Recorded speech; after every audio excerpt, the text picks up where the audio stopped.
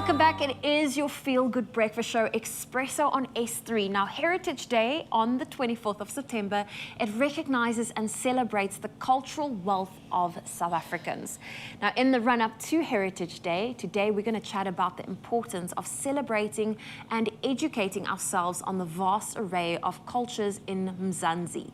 Now, from the Ezekiel Museum of South Africa, we have Melody Kleinsmith, as well as Christian Julius from the District 6 Museum.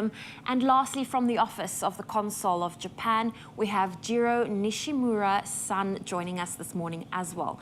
Now, if you have thoughts or experiences to share, please hop onto our WhatsApp line and drop us a voice note on 063 408 8863. Good morning. It's great to have you all here, and I'm looking forward to this conversation because this year's theme for Heritage Month, in fact, for Heritage Day, is reclaiming, restoring, and celebrating our living heritage. It's a beautiful theme for this year, but I think for some people it can be overwhelming. Melody, how can we unpack this theme? What does it mean to you? Heritage is not only something that we receive from our forefathers, but it's also the legacy that we leave to future generations. So I think one of the important things that one would need to consider when unpacking the theme is to look at yourself and to understand our roots and to see how we communicate that to our family, to our children, and to our communities. Definitely. And Christian, I mean, this theme fits in really, really well with the purpose and the aim and the goal of the District 6 Museum. Now, you guys put a big emphasis on restoring the dignity of the people from the District 6. And how is this museum able to help those? So I think firstly, we work with a lot of community members and they share their stories with young people, with university students, with overseas visitors. And I think for us in South Africa, storytelling is such an important component of how we relate our heritage, our family's stories. And so I think the museum's emphasis is really on telling people what happened in the past, but at the same time also educating them about what their rights are right now. Definitely, definitely. And Jiro, I know that not all cultural groups get the exposure and the representation that they need in South Africa, but can you tell us a little bit more about the Japanese culture that is within South Africa? Yes, we Japanese people here in Cape Town, we have the 170 Japanese peoples. And in whole South Africa, we have 1,500 Japanese people here. We are not so big group, but our office is trying to organize some event, cultural event, film festival, and the Japan Days.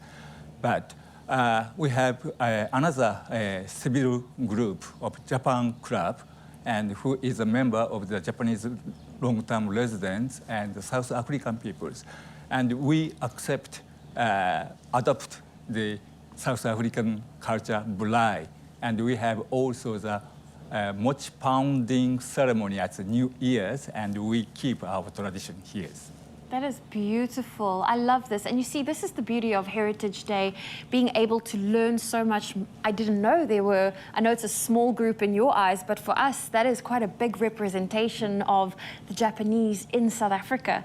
Now, Christian, I wanted to ask you, when it comes to the Cape Malay heritage, it is big in Cape Town, and how does the District 6 Museum represent those? And if you can unpack a little bit more about the Cape Malay history in South Africa, especially Cape Town. Yeah, so I'm no expert on Cape Malay history, but I think the museum really tries to represent the various cultures and communities that lived in District 6, and Cape Malay traditions in Cape Town are very well known. I think that for us, we recognize it through cooking, the foods that we eat. In District 6, when people were growing up, the celebration of Eid might have been seen as a Cape Malay tradition, but a lot of District 6s participated, whether you were Christian, you would visit the family house on Eid Day. So I think the sense of the Cape Malay community bringing people together through various religious celebrations, I think that has always been a very strong characteristic of District 6. definitely a strong one. Well, Krishane, Jiro, as well as Melody, they are not going anywhere. They are our panel for today as we lead up to Heritage Day this coming, the 24th of September, which is this coming Saturday. It's Friday. It's Saturday. Saturday. There we go. I know a lot of people will at work celebrate the Friday already, but it's this coming Saturday, the 24th of September. And of course, please get involved in our conversation. What are some of the things that you love about being South African? You can share that on our WhatsApp line. That number is 063-408-8863. We would love to hear your voice. It's my feel-good breakfast show. Welcome back, and you are just in time as we continue our discussion with our panel for Heritage Day. Now, earlier we spoke about the importance of reclaiming, restoring, and celebrating our living heritage, because that is the theme for this year. But what exactly is living heritage, and how does it play a role in promoting cultural diversity, social cohesion, coalition, as well as reconciliation, peace, and economic development? Now, our panel consists from Ezekiel Museums of South Africa. We have Melody Kleinsmith, as well as Krishane Julius from the District 6 Museum, and lastly, from the Office of the Consul of Japan, we have Jiro Nishimura-san joining us in studio as well. Please share your thoughts and experiences if you have any that you'd love to share with us. We welcome those voice notes on 063-408-8863. Now, Krishane, I think we need to unpack a little bit about the history of District 6. There was the forced removals that took place that removed people from District 6 throughout the apartheid time. What was that experience like for people of District 6? Because that's what the museum wants to preserve, is the culture that took place. So I think for a lot of people that represents a very traumatic time in the past, in the history.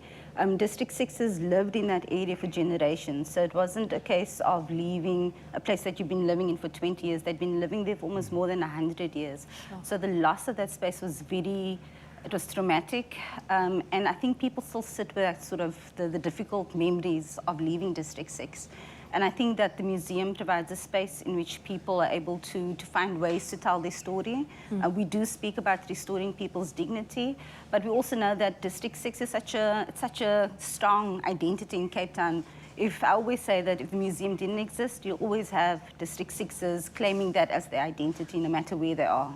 Because I know there was also at one stage the name change, and it's just been changed back a few months ago to District 6, which is incredible for the people that's from District 6. It is, yeah, it is.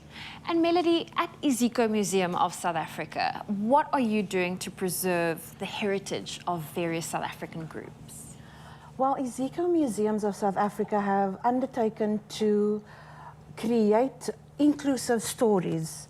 So at the Ezekiel Slave Lodge Museum, which is one of the oldest colonial buildings in Cape Town, and a space with a very traumatic legacy and history, we are focusing on human rights, creating awareness of human rights, and the stories and the exhibitions that our curators have put together are now showcasing or highlighting stories or narratives that previously have not been told. Currently, we have renamed all the exhibition halls in the Ezekiel Slave Lodge, and the story about reclaiming our heritage and who the enslaved were is a current new exhibition on show there. And how long will that exhibition be on so that people can come and visit the museum and not miss out on that exhibition? Well, who were the enslaved will be on show as part of our permanent exhibitions. We also have a range of temporary exhibitions there that will go up from time to time, and information you can find on the Ezekiel website. But in addition to that, at the Ezekiel Burkhardt Museum, we have a diverse component of exhibitions that includes Who Built Cape Town, that also tells the story of how this city was created, as well as the stories of the Effendis and Islamic art. So these are some of the ways in which we are expanding the narrative to be inclusive and to include the underrepresented stories of the past. Oh, you know what? I think for every South African, make sure you visit the museums in your area because it tells so many beautiful stories. Now, Jiro, I wanted to ask you, how have the Japanese culture been blended within the South African pot? Well, the Japanese culture is one carried over from generation to generation. But food is very important element. You know, the washoku, the Japanese traditional meals, cuisine, is recognized by UNESCO as World Heritage. And you will see more and more fine dining restaurants in South Africa getting this concept, and it made public to the South African peoples. So otherwise, the ikebana, you will find it in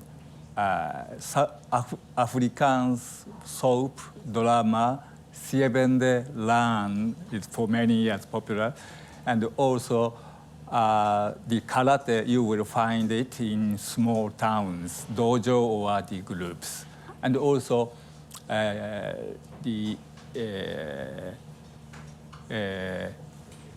also the folding paper is taught in class grade 1 in South Africa. Oh, that's amazing. That's beautiful to see how it's been amalgamated within the South African cultures.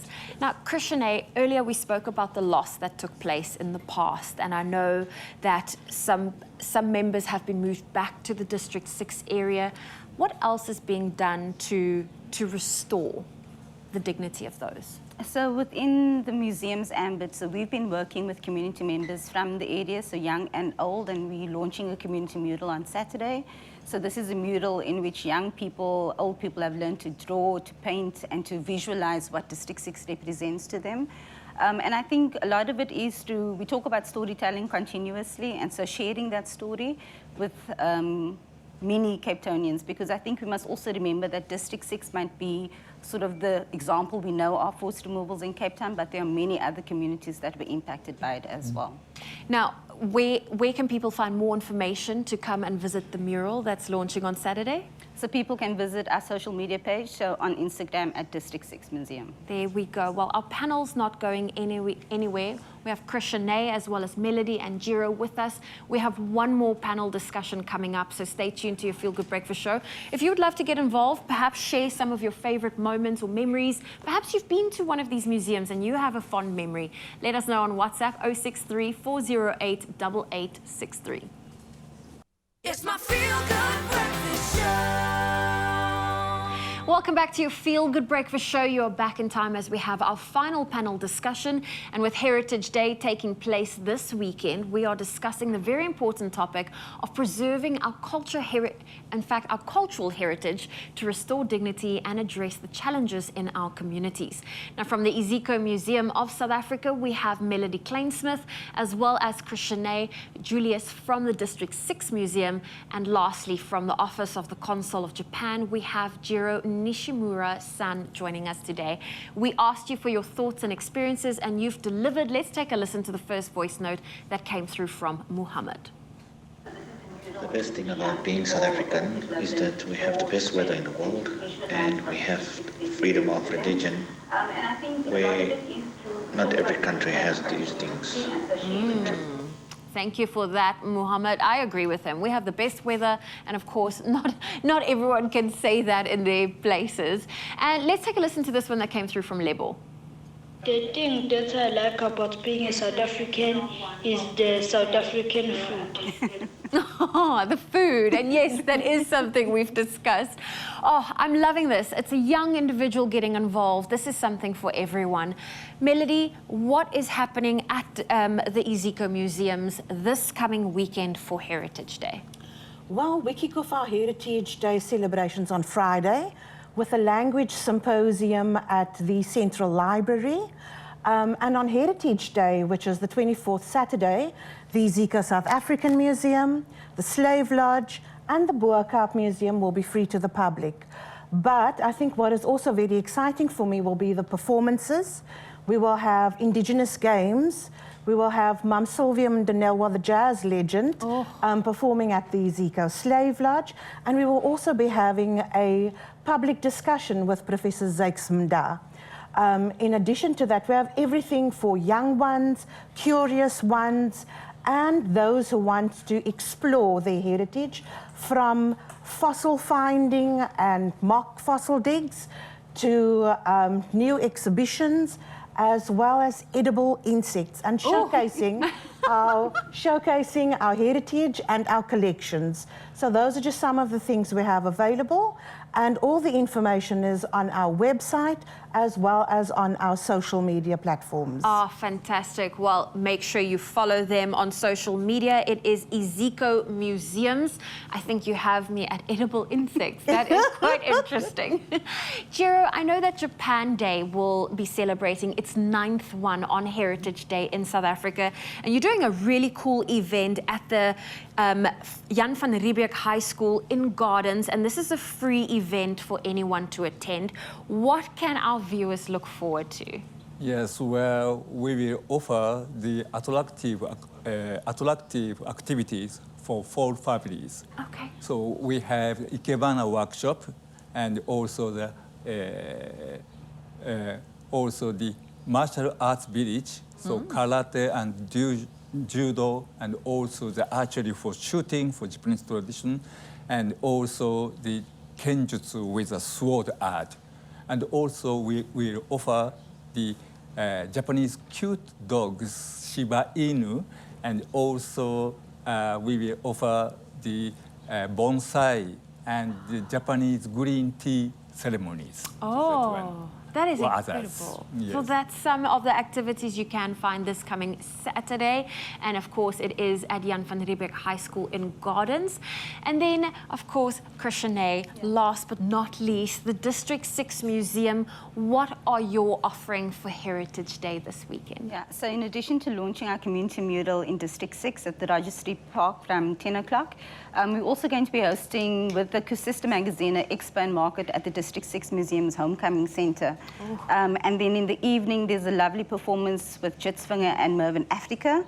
And so we're looking very much forward to those kinds of events, and all the tickets can be bought on Quicket. Well, there you go. Make sure you get your tickets. You do not want to miss out. And of course, just to give you all of the social media handles so you can find the websites, all the details that you need. Now, for Melody Klein-Smith's Ezekiel Museums of South Africa, you can follow them on social media at Ezekiel Museums. And then Krishna, who is from District 6, you can follow their museum at District 6 Museum. And last but not least, Jiro, who's from the Consul of Japan in Cape Town, their social media is at COJCPT. So do go and give them a follow and stay up to date with all the fun and interesting activities that's taking place. To each and every one of you, thank you for joining us today. Thank you. And giving us a little snippet of what to look forward to as we continue to celebrate heritage.